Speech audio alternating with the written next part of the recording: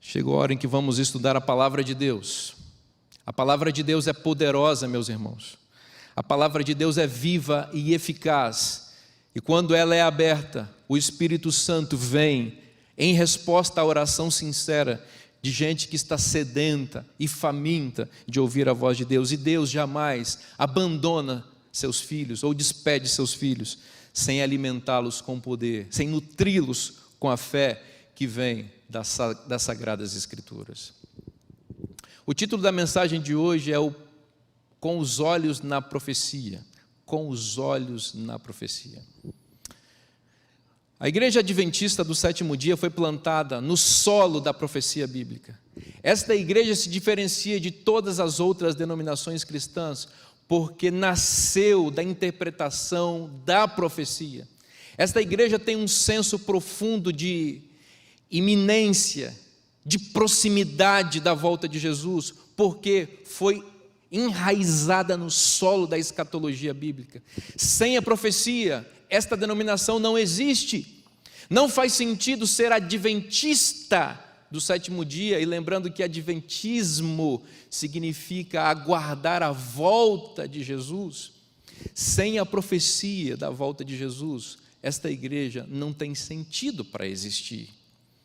Tudo que foi feito nessa denominação no início e todo o sistema de evangelização que foi estabelecido nesta igreja foi pautado na certeza de que em breve Jesus voltará.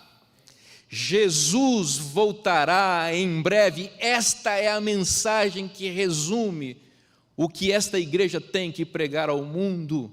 Preparar um povo para o breve encontro com o Senhor é a nossa missão. Nós somos sonhadores, sonhamos com um dia em que o céu vai se rasgar e revelará a face do nosso Senhor, maravilhoso Salvador Jesus Cristo. É por isso que estamos aqui. A volta de Jesus é a resposta definitiva para todos os problemas e dilemas e perguntas que há no coração humano. Qualquer denominação cristã que pretenda responder os dilemas humanos fora da esperança da volta de Jesus jamais será bem sucedida. Foi por isso que Deus levantou o movimento adventista do sétimo dia para dar ao mundo a mensagem verdadeira, a mensagem da esperança. Jesus voltará. Jesus voltará. Jesus voltará. Quando nós vemos a situação do mundo em que estamos, e agora uma pandemia catastrófica que teima em não ir embora, tudo isso é um sinal eloquente e poderoso de que Jesus em breve voltará e de que este mundo não é o nosso lugar. Meus irmãos queridos, será que nós não estamos entendendo de que aqui não é o nosso lugar? Que precisamos nos apegar à profecia bíblica, esta profecia que se desdobra em muitas outras, mas cujo ápice, apogeu e cumprimento real é a volta de Cristo. Será que nós não entendemos? Está difícil de entender. Jesus vai voltar e nós precisamos nos preparar. Como adventistas somos sonhadores e sonhamos com um dia em que veremos Jesus voltar. Quero falar a vocês nessa manhã sobre um sonhador conhecido das Escrituras. E como este sonhador profeta, porque os sonhos dele eram profecias, como a profecia pautou a vida desse sonhador profeta, orientou todas as dimensões da sua existência e fez dele um homem mais que vencedor em Cristo Jesus. Eu estou falando de José de Canaã. Sim, José de Canaã, porque José esteve no Egito, mas o Egito nunca esteve em José. Esse apelido José do Egito não é apropriado, porque José não é do Egito, José é de Canaã. Ele foi um escravo no Egito, mas nunca deixou de ser um príncipe de Canaã. Nós vamos ver como José foi orientado pela mais antiga profecia bíblica, e mesmo em face dos maiores desafios e dilemas pelos quais ele passou, ele foi vitorioso, porque ele foi circundado pelo senso profético. A família de José foi estabelecida com base numa profecia. A profecia original do proto-evangelho, o evangelho inicial de Gênesis 3,15, de que Deus enviaria uma semente que esmagaria a cabeça da serpente. Depois Deus confirmou essa profecia chamando o patriarca Abraão, que é aquele que originou essa família da qual José vem. E no chamado de Abraão, Deus disse que em ti e em tua família, em teus descendentes, seriam abençoadas todas as famílias da terra. Esta profecia apontava para o primeiro advento de Cristo. A família de José era uma família profética, existente para manter a chama da profecia viva. A família de José era guardiã da semente da esperança do mundo. E a vida de José, tudo o que ele se tornou como homem, é resultado da compreensão profética de que o Messias visitaria a humanidade e esmagaria a cabeça da serpente. Esse senso profético foi fundamental para que José fosse vitorioso no Egito, para que José pudesse vencer as injustiças às quais ele foi submetido, para que ele enfrentasse com poder e vitória e fosse vencedor em face da tentação, para que ele espelhasse o caráter de Cristo e para que ele continuasse aguardando o cumprimento da profecia.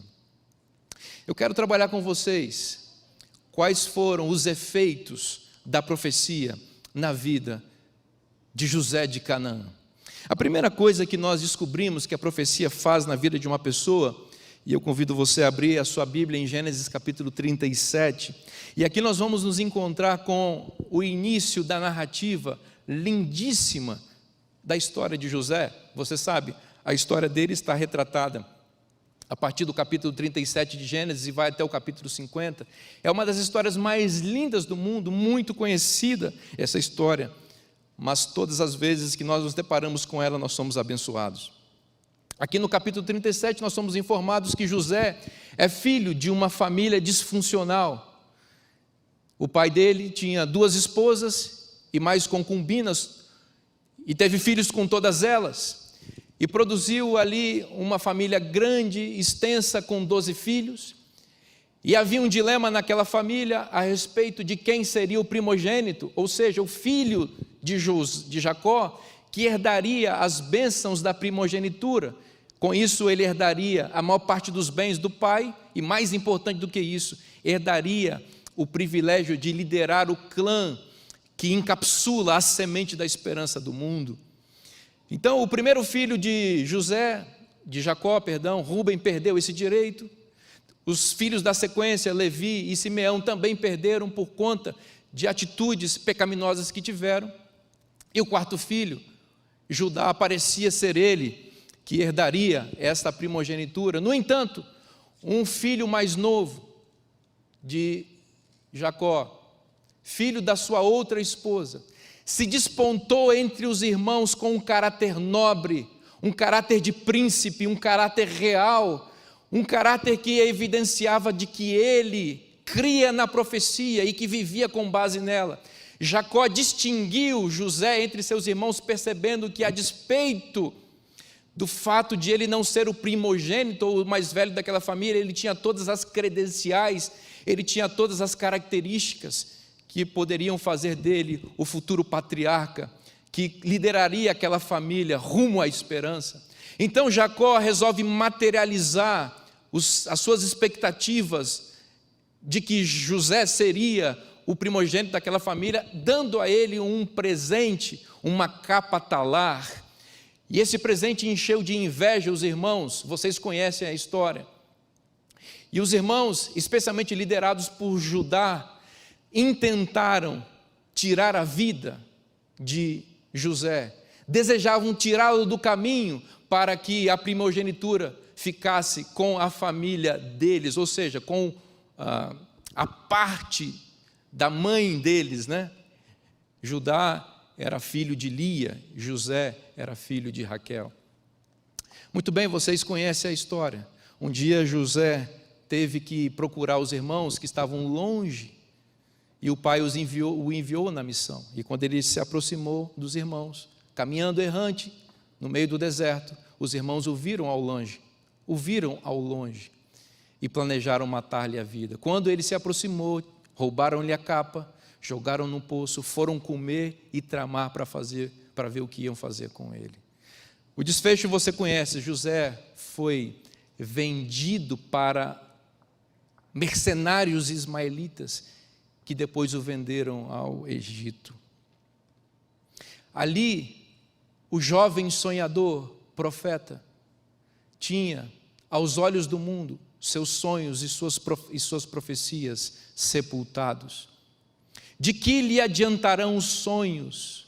De que lhe adiantará a profecia? Era o que os irmãos estavam dizendo. Agora quero ver ele profetizar e sonhar.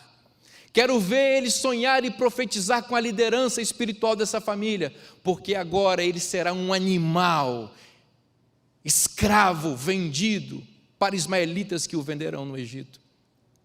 Meus amigos, o que a profecia faz na vida de uma pessoa? A profecia é mais forte do que tudo, grave essa frase. A profecia é mais forte do que tudo, inclusive a morte. A profecia é mais forte que as injustiças que a vida nos apresenta. Diz a inspiração que José, manietado, preso como um animal, escravo, foi conduzido pelo deserto até o Egito. E ao longe ele viu as montanhas ao pé das quais seu pai havia estabelecido o seu acampamento. E ele se lembrou de que décadas antes, seu pai, em situação similar, fugindo da inveja e da ira de seu irmão Esaú, fez um pacto com Deus, um pacto de fidelidade. Prometeu que devotaria sua vida a Deus, e se lembrando do pacto que seu pai fizera, José também fez um pacto de fé com Deus, de que ele se manteria fiel a despeito de todas as coisas. Um jovem de 17 anos de idade, sem pai, sem mãe, sem família, longe da igreja, longe do clã, longe da proteção, agora um escravo sem ter nada diante dos olhos que poderia lhe dar esperança, resolve manter-se fiel a Deus, custe o que custar. Sabe o que é isso? Isso é o poder da profecia. É isso que um jovem que entende a profecia bíblica decide fazer quando as injustiças da vida batem-lhe a porta. Ao invés de se vitimizar e dizer: ó céus, como sou perseguido, nada dá certo para mim, não tenho emprego, tenho dificuldade de ter uma faculdade, meus amigos todos que são ímpios, não servem a Deus, parecem ter uma vida melhor. Um jovem que conhece a profecia sabe o final desde o início, como Deus, pensa como Deus, e sabe que no fim Deus vence, e vencem com Ele aqueles que lhe são fiéis.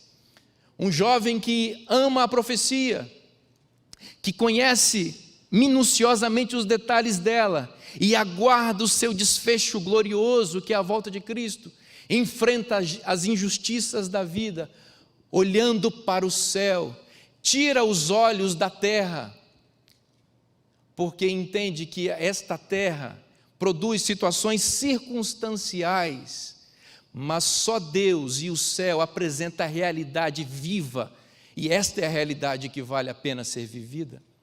Assim que José pautava a sua vida, no momento mais difícil que ele experimentou até aquele ponto da sua existência, escravo no Egito. E assim José chegou até o Egito, onde foi vendido para a família de Potifar. Chegamos ao capítulo 39 de Gênesis, e aqui nós encontramos uma outra coisa extraordinária que a profecia faz na vida de uma pessoa. Se ela é mais poderosa que as injustiças da vida, e nos faz nos manter de pé, mesmo em face dos piores momentos que possamos enfrentar, como José enfrentou, a profecia também é um antídoto contra as nossas paixões mais baixas, que tentam nos levar para longe de Deus, tentando encontrar subterfúgio em desculpas esfarrapadas que às vezes queremos apresentar. Eu sou carnal, eu tenho tendências para o pecado, eu não aguentei. A profecia foi uma espécie de campo de força na vida de José, que o livrou da tentação e do pecado. Você conhece a história. José estava na casa de Potifar, e a expressão casa de Potifar não é só a casa em que Potifar morava. A expressão casa de, nesse contexto aqui, significa a empresa de Potifar, as casas Potifar. José foi trabalhar ali, provavelmente como um mordomo simples, e a distinção do caráter de José brilhou dentro daquele lugar, a tal ponto que o seu senhor, Potifar, foi permitindo que ele fosse galgando postos rapidamente dentro daquela empresa, e ele se tornou administrador de tudo que o Potifar fazia. E não se esqueça que Potifar era um homem muito rico, tinha fazendas, era um general poderoso da maior e mais poderosa e rica nação do mundo. E José se tornou administrador de tudo, porque ele era um homem íntegro e fiel a Deus, guiado pela profecia. Lá no Egito, onde ninguém falava de profecia, lá no Egito, onde ninguém pensava no sacerdócio vivo e real, lá no Egito, uma cultura licenciosa, profana e promíscua, um jovem se mantém fiel porque a profecia faz isso com a vida de alguém que resolve pautar a sua existência nela. O Egito cercou José de todos os lados, mas a profecia manteve José como um baluarte em meio às mais severas tentações que ele enfrentou. E a Bíblia resume as tentações, que foram outras também que ele enfrentou aqui no capítulo 39, quando a esposa de Potifar colocou os olhos cobiçosos no corpo de José. A Bíblia descreve José com os mesmos termos que descreve sua mãe, Raquel. A Bíblia diz que ele era formoso de porte e de semblante. Veja que partidaço era José, formoso de porte e de semblante, além disso, nobre, além disso, competente. Tudo que José bota a mão prospera. E a ímpia mulher de Potifar pensou: põe a mão em mim, José. E ela desejou licenciosamente José. Aquela mulher pensava com os valores do Egito. Nos valores do Egito, a promiscuidade é virtude. No Egito, a mentira é coisa boa. No Egito, a traição é trampolim para o sucesso. Além disso, ela olhou para José e disse: ele é meu escravo, posso fazer com ele o que eu quiser. Ela olhou para José, um jovem, talvez com seus 20 anos nesse momento, e pensou: ele é só um conglomerado de músculos e hormônios, regidos por paixões baixas e vis como as minhas. Ele está no papo, ele é meu. No entanto, aquela mulher desconhecia o fato de que, embora José fosse seu escravo, José permanecia como um príncipe de Canaã. José estava no Egito, mas o Egito não estava em José. E ela o tentou sagazmente e ferozmente, se levantou para tirar a única defesa da vida daquele jovem, que era a crença no poder na profecia, a crença no poder da profecia.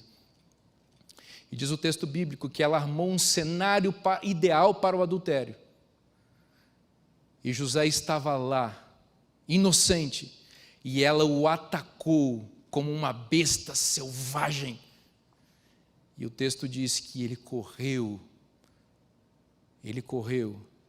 e a fuga foi tão grande que ela não teve tempo de segurá-lo, mas conseguiu agarrar suas vestes, que ficaram em suas mãos como a prova de um adultério mentiroso ou de uma violência sexual mentirosa, da qual ele foi acusado por ela. É interessante você pensar como as vestes, elas têm um papel na vida de José. Elas estão sempre ali para provar uma mentira para alguém. Vocês se lembram que os irmãos, no episódio anterior, usaram as vestes que eles invejavam, ou a capa que eles invejavam, para provar para o pai que José havia sido despedaçado.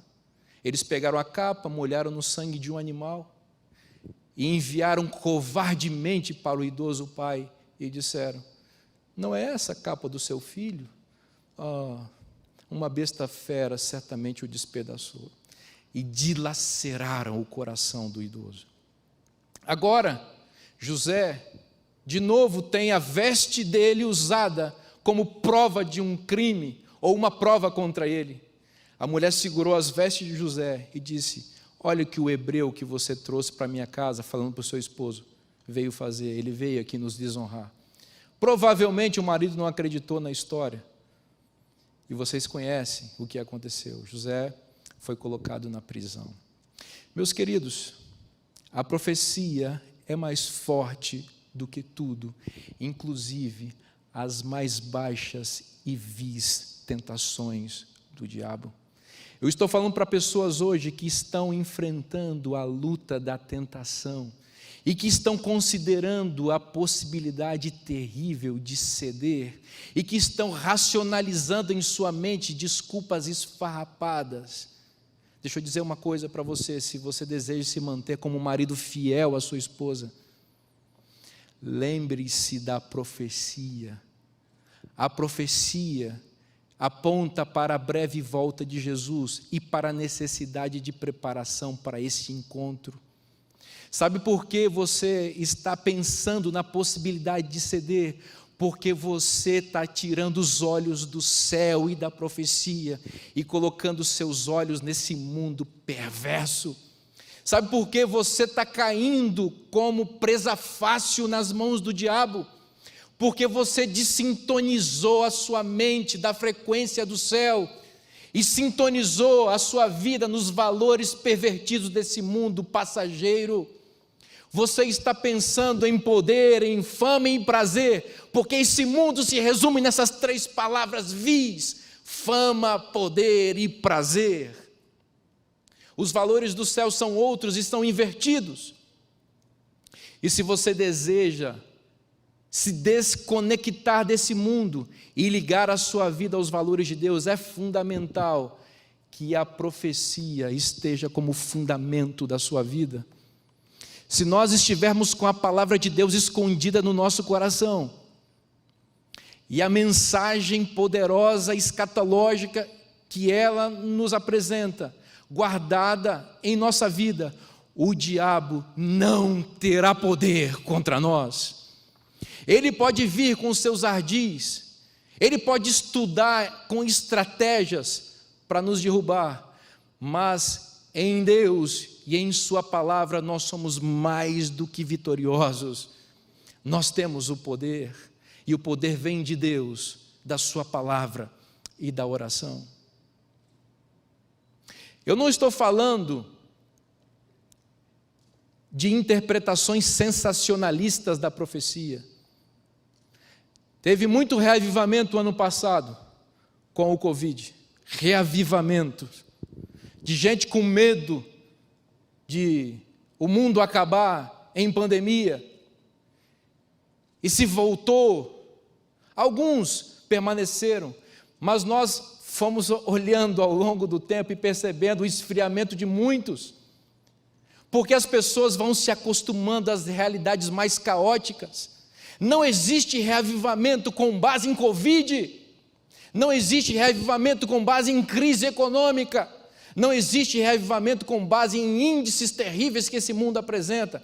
Reavivamentos genuínos e vidas realmente conectadas com Deus só ocorrem com base no poder da profecia, com os olhos continuamente em Deus, independentemente das circunstâncias que o mundo apresentar.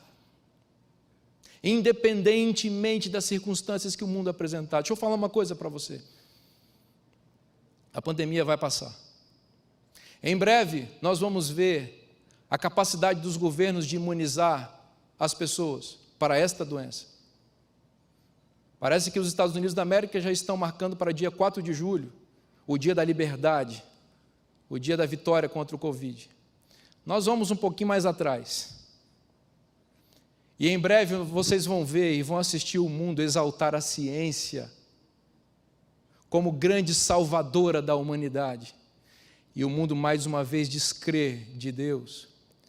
Vocês vão ver na sequência carnavais mais terríveis e mais perniciosos e mais vulgares, porque o mundo vai se jogar de cabeça no hedonismo, porque a ciência o salvou.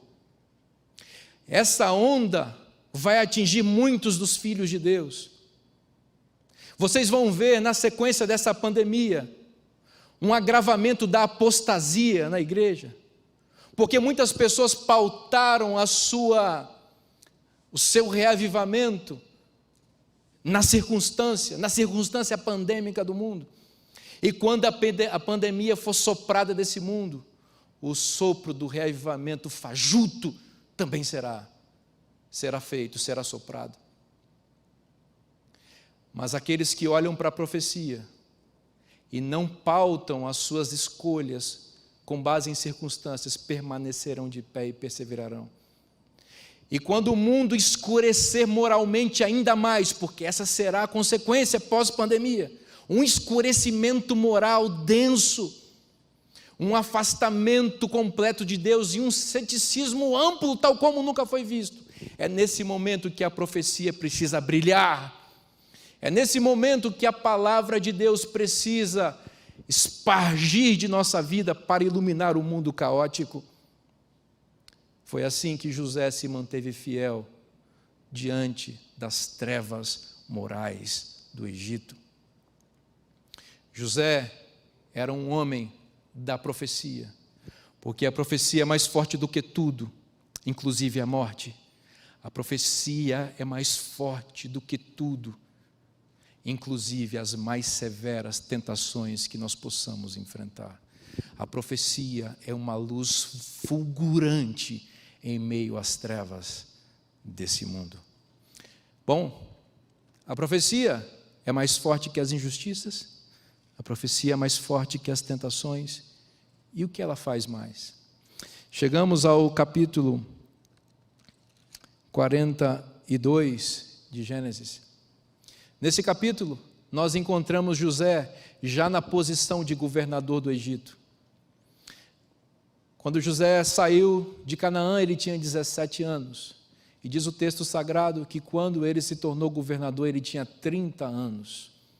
Portanto, 13 anos já haviam se passado desde que ele se ausentou da terra do seu pai. Vocês sabem por que José se tornou governador do Egito, não sabem? Por causa da profecia. José era um profeta que tinha capacidade de interpretar sonhos e visões. Ele evidenciou essa sua capacidade espiritual na prisão, e por conta daquele episódio em que ele interpreta o sonho profético do padeiro e do copeiro, o copeiro se lembrou dele 2 anos depois. E José foi levado à sala do monarca imperialista do mundo, o faraó, porque o faraó havia sonhado. Com o quê? O faraó havia sonhado e não sabia, mas o faraó havia sonhado com o plano de Deus para preservar a semente que salvaria o mundo. Sim, 7 vacas magras, 7 vacas gordas, seguidas de 7 vacas magras, 7 espigas cheias, seguidas de 7 espigas mirradas. Era Deus revelando o futuro para o faraó. Deus revelando que haveria uma fome terrível no mundo, e de que o faraó e o Egito deveriam se preparar e se abastecer. Sabe para quê?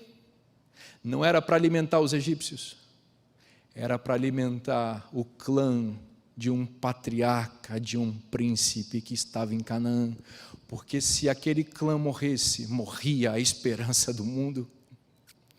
A profecia colocou José diante do monarca mais importante do mundo, e o monarca o recebeu, o faraó, e disse: ei, eu fiquei sabendo que você tem a capacidade de interpretar sonhos e visões. Ele disse: opa, para um pouquinho, com todo respeito, eu não tenho capacidade nenhuma.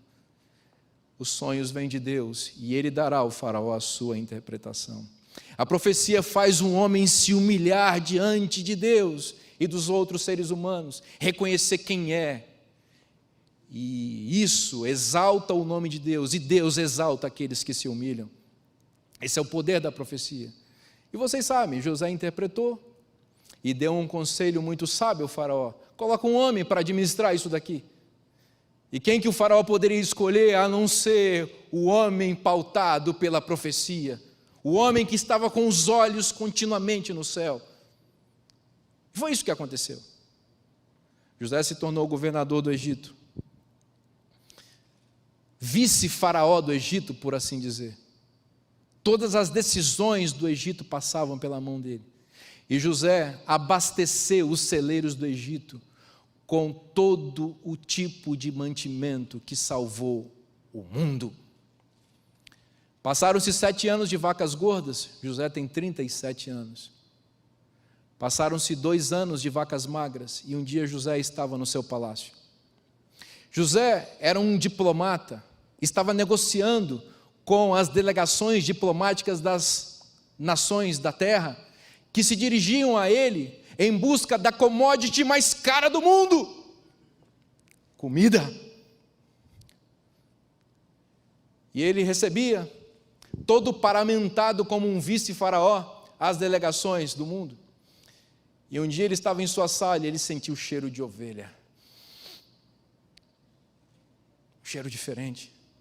Olhou e viu homens vestidos à moda cananita, ou à moda hebraica, por assim dizer, ou melhor dizer.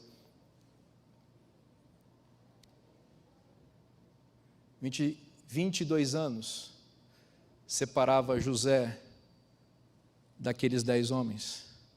Não sei se quilos a mais ou quilos a menos, cabelos a mais, cabelos a menos. Talvez quilos não, eles eram pastores. E os pastores daquele tempo, pelo menos, não ganhavam tanto peso, né?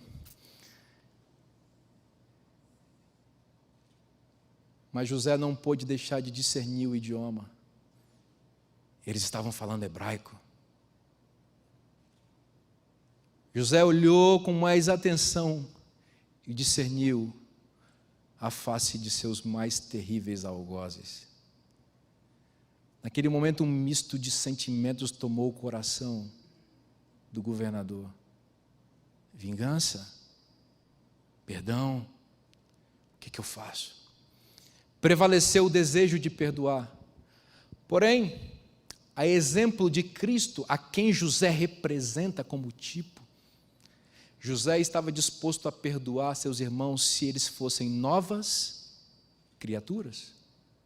Porque Cristo só oferece perdão para aqueles que querem ser perdoados. E a evidência do desejo do perdão é o desejo da transformação do caráter. Então José faz o quê? Um juízo investigativo. É exatamente isso. José faz um juízo investigativo. Ele arma um tribunal na sua sala. E ele faz uma acusação contra eles: vocês são espiões, vieram aqui para olhar o que há de melhor na terra. E eles se defendem entregando os pontos. Não, meu senhor, nós somos filhos de um idoso patriarca de Canaã que teve 12 filhos, um já morreu, e tem um lá que ele ama muito, mais novinho. Ah, tem um outro lá. E tem um que morreu, mas tem um outro lá. Mas vocês são espiões. Nada me tira da cabeça que vocês são espiões, a menos que vocês voltem para casa e me tragam o menino, para provar que vocês estão falando a verdade. Bom, vocês conhecem a história. José mandou grampear Simeão, porque o Simeão foi o mais duro com ele. Então teve uma pontinha de vingança no coração de José, né? Deixa Simeão aqui. Foi o que mais foi bruto com ele no episódio do poço.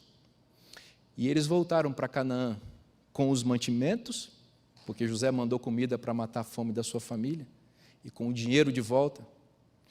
E chegaram lá e se alimentaram durante 1 ano. E o Jacó, o patriarca, um homem líder, né? Um grande empreendedor, ele chegou para os filhos e disse: vocês vão ficar olhando para a minha cara aqui enquanto a gente vai morrer de fome? Volta para o Egito e compra comida. Aí o Judá, que era o chefão dos irmãos, falou assim: ô pai, tem um homem duro lá no Egito.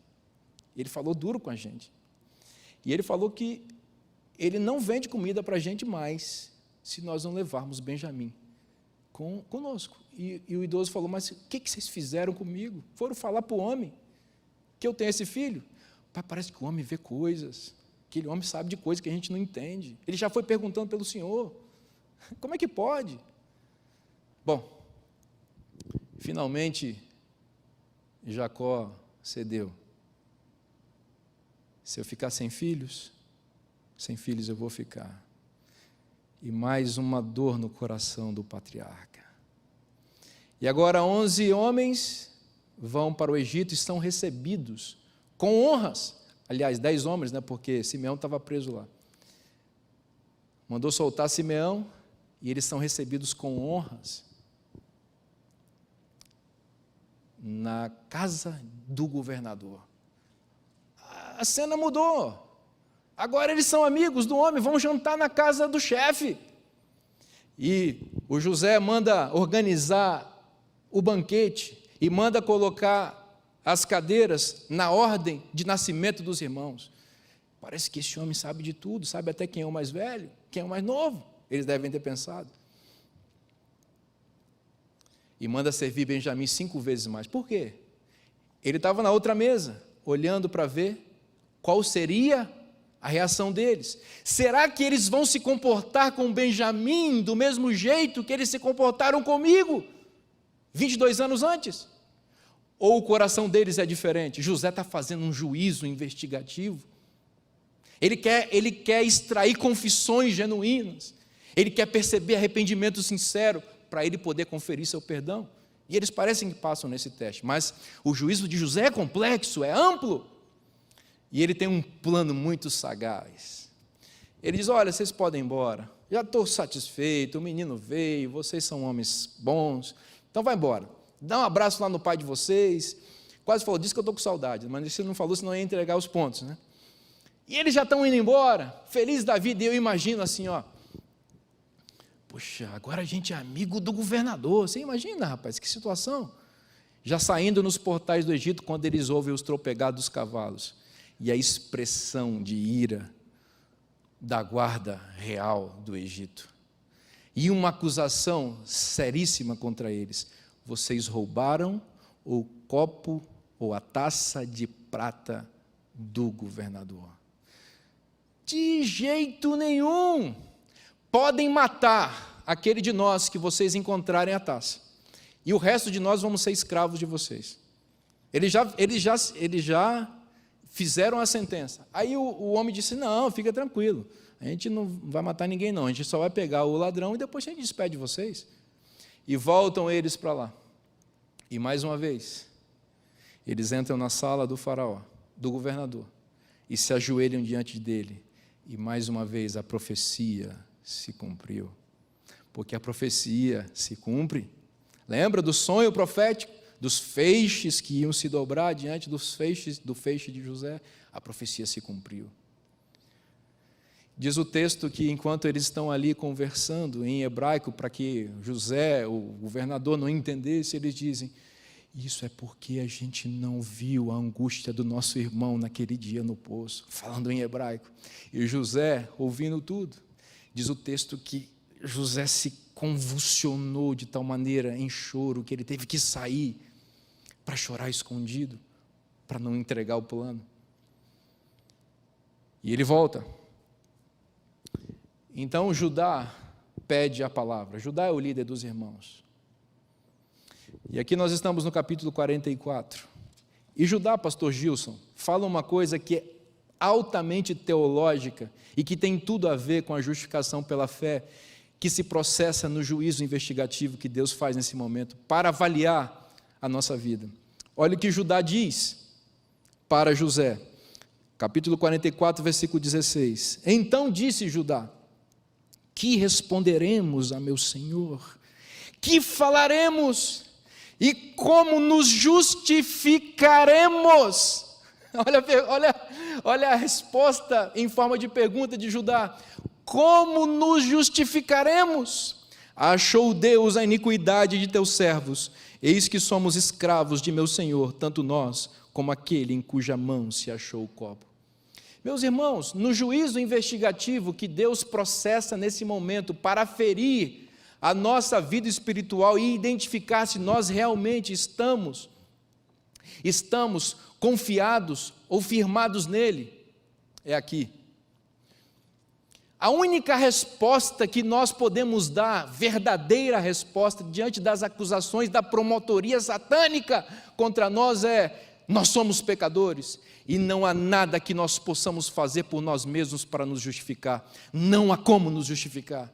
Somos condenados, nascemos pecadores, todos pecaram e carecem da glória de Deus.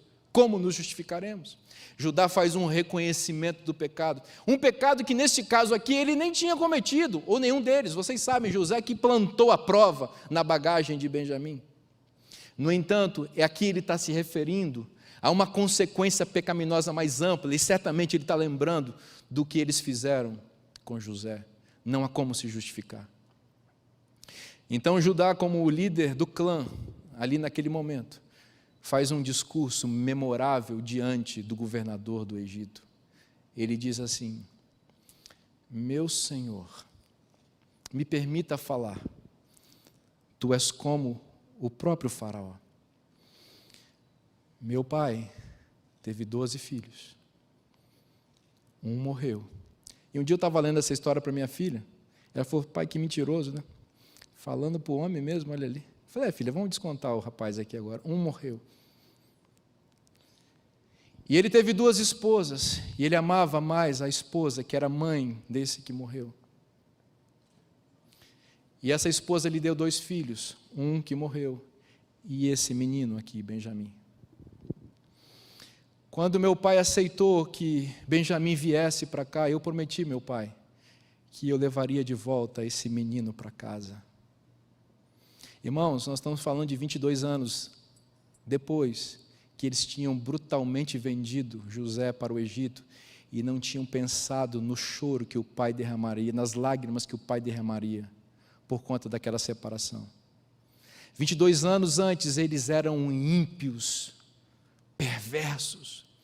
22 anos depois, Judá está fazendo um discurso completamente oposto daquele que eles fizeram, ou da atitude que eles tiveram antes com José.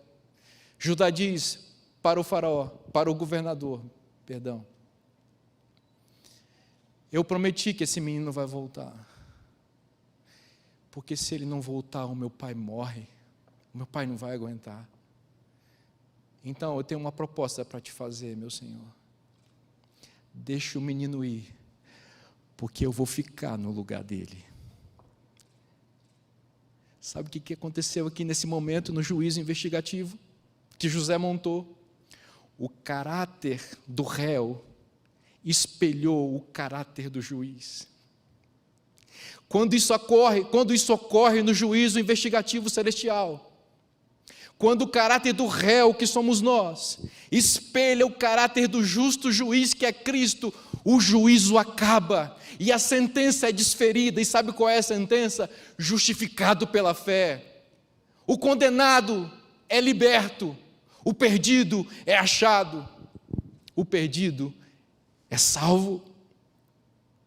Nesse momento do juízo investigativo que José está vendo, o ponto máximo é o reconhecimento de Judá em nome de todos os seus irmãos, de que eles eram pecadores e de que eles eram novas criaturas, porque eles poderiam muito bem dizer assim: deixa esse ladrãozinho aí, é igual o irmãozinho dele, é igual o irmão dele, deixa esse ladrãozinho aí, a gente volta para casa com a nossa comida e a gente se resolve com o velho lá. Mas eles eram novas criaturas, e era tudo isso que José queria saber, se seus irmãos eram os mesmos de antes, ou se eles eram novos seres à imagem e à semelhança de Cristo. E o discurso de Judá deixou muito claro que eles poderiam receber o perdão de José. Então, José, não podendo mais se conter, mandou sair todos os egípcios da sala, e disse que ele gritava chorando, convulsionando, a frase que aterrou no primeiro momento os ouvidos dos seus irmãos: eu sou José, meu pai ainda está vivo. Os irmãos se afastaram no primeiro momento e ele disse: não afasta não, vem cá, porque foi a profecia que me trouxe para cá. Sabe por quê? Porque Deus estava pensando em preservar a vida de vocês. E não só a vida de vocês, Deus estava pensando em preservar a vida do mundo, porque a nossa família é uma família profética, depositária da semente que salvará o mundo. E Deus me trouxe para cá, para que vocês pudessem subsistir. E subsistindo vocês e nós, o mundo será salvo, porque um dia a semente vai vir e vai esmagar a cabeça da serpente. Esse é o poder da profecia. Ela é mais forte do que tudo. Ela é mais forte que as injustiças, mais forte que as tentações. Ela nos faz semelhante a Jesus. Ela nos faz sublimar diante dos desafios.